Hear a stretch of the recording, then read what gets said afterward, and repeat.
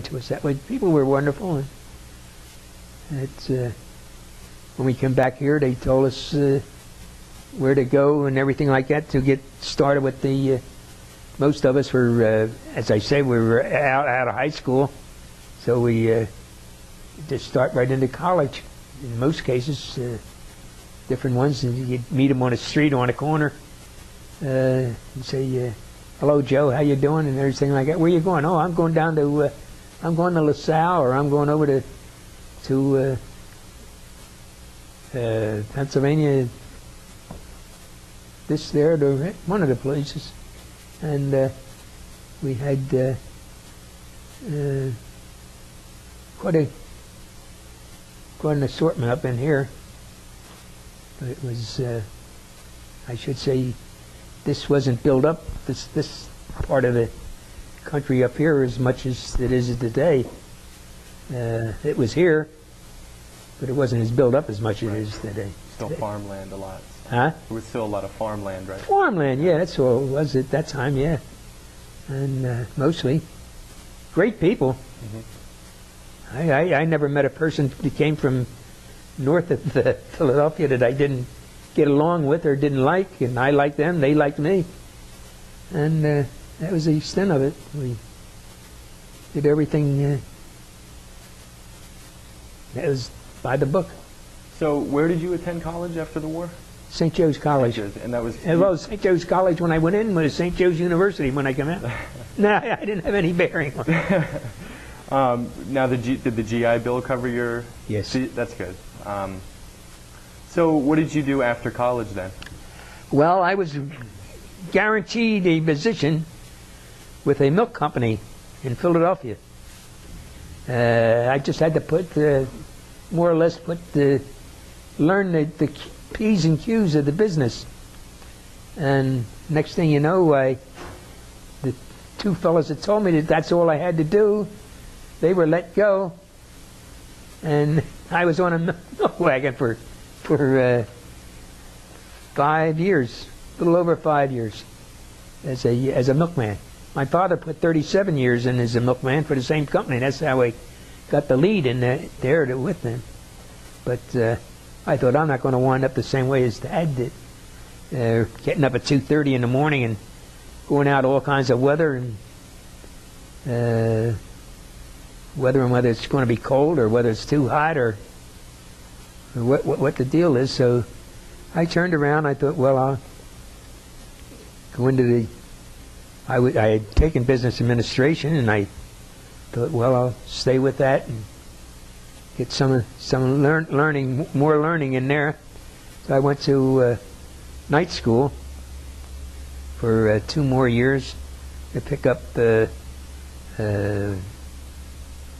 little more training. I'll say not as much intelligence with the business, but a little training, and then I got working with James T. Summers Insurance and business interviews and so forth like that, and I had worked with him for a couple of years. I got married, and in the meantime, met and married. We bought our first home in Philadelphia, up in the Mayfair section of Philadelphia. From there, I went to. We got a little promotion there. I went up into Mayfair. Well, from Mayfair, we went up into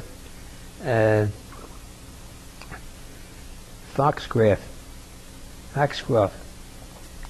and now we were starting. Then we became suburbanites, and that's when the family started coming along. So we stayed there, and I had 4 children, and well, my wife had the children. I was just bystander. But we were coming along way all right. The oldest, the first one died, was stillborn. Then we had 2 in a row. And then we 2 boys, and thank God everything was all right. I got along good with all the neighbors, and we had a good time, good life. Good. And can't complain. That's about it. About it. And we went for 5 years, or for 45 years, I should say.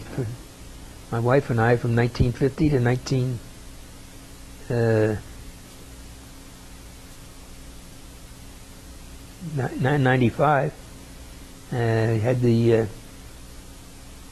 In the meantime, why we had our little ups and downs with the children, because we lost the oldest. Well, it was afterwards, and we put them through school, and we had the 2 girls. It was a girl that we lost, and the other one, he died after we were. Well, she died before that. My wife, we had 2 homes. We built one in Wildwood, New Jersey. We had another one down in Ocean City, New Jersey, and we had the one up in Philadelphia, and doing good. And the kids were doing good, and then all of a sudden, why, she passed away. We were going down to Florida in the winter, and in the summer, why, we were back home here watching the kids play ball. And here, next thing you know, why, the oldest boy, or she died, and then the oldest boy died. The number 1 boy, he died. He took a heart attack. He went into the service. He went to OTC, and he was doing real well. He liked it, and but he was on furlough in North Carolina, and he took a heart attack on the beach. Unfortunately, one of the fellows that was his lifeguard there, he got him out of there and called in for a helicopter. The helicopter came in, they took him up to I'm trying to think of the name. It was one of the small hospitals up there, and well-known hospital, but it's small. And they took care of him up there, fixed his heart up and everything. And they said, the doctor said to him, he says, "You've got about 7 years to live." Came right out and told him, and that was it. He spoiled it almost to the day.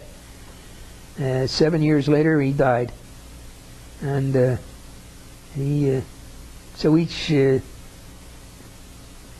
Easter, this will be the 4th Easter now that they passed away. He died on Easter Monday. Took the heart attack. I mean, he had the heart attack, but he was living with it and doing good. He worked for QVC. He opened up a lot of work for them. He built the thing up in the United States where you could use to call in, pick out what you wanted, and he started. They sent him